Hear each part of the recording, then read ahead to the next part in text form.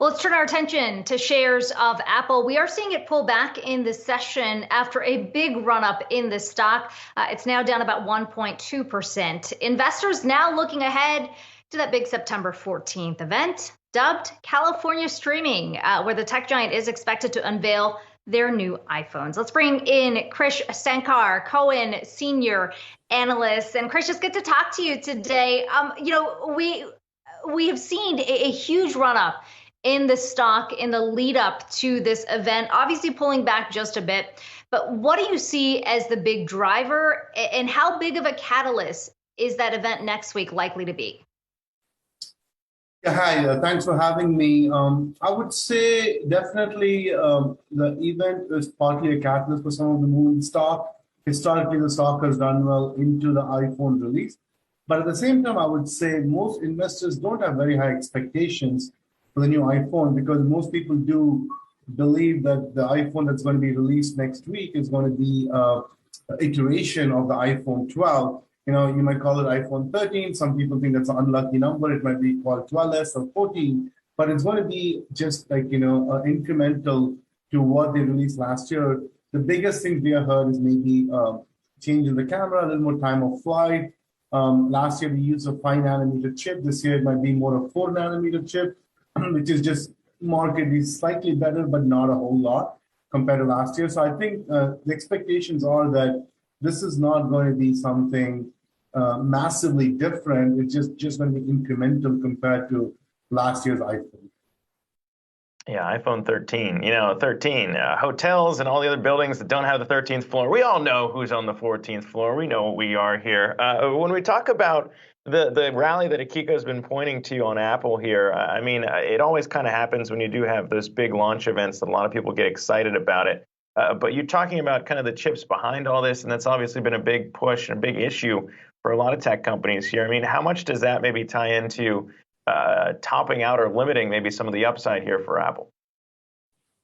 Yeah, I think the last earnings call, like Apple management tried to articulate it. If you try to do the math, I think the first half of the calendar year 21, the impact for Apple was more felt on the iPad and the iMac. I think the second half, as you roll into the new iPhone, you're seeing some impact of chip shortages on the iPhone. I think they characterize it as a little over $2 billion or so in impact in the September quarter. But I would say largely, there is some impact, but I think Apple, given its supply chain resilience, is probably slightly better off than most of the others, especially in the iPhone category. So there could be some constraints because of the component shortages. But I would say, largely speaking, I think no one is immune to it, but Apple is slightly in a better position.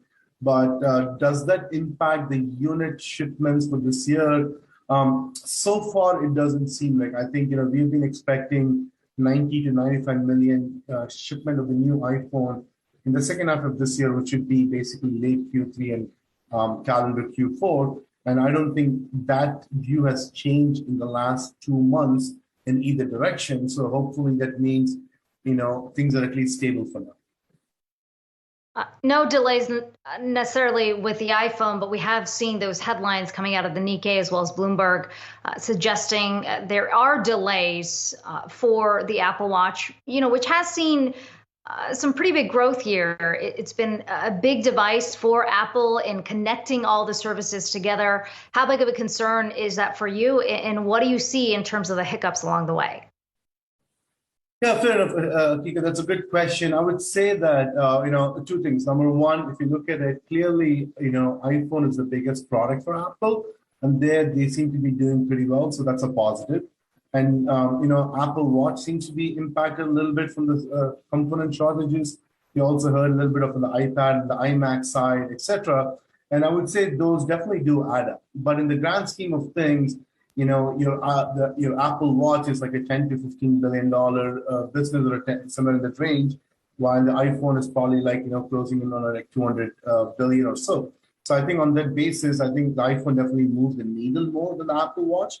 But all these other component items that we are seeing outside the iPhone, like the watch and the iPad and iMac, is definitely something to be concerned about. It's definitely a slight negative, but doesn't necessarily move the needle as in It's not a thesis changing component tightness, I would say.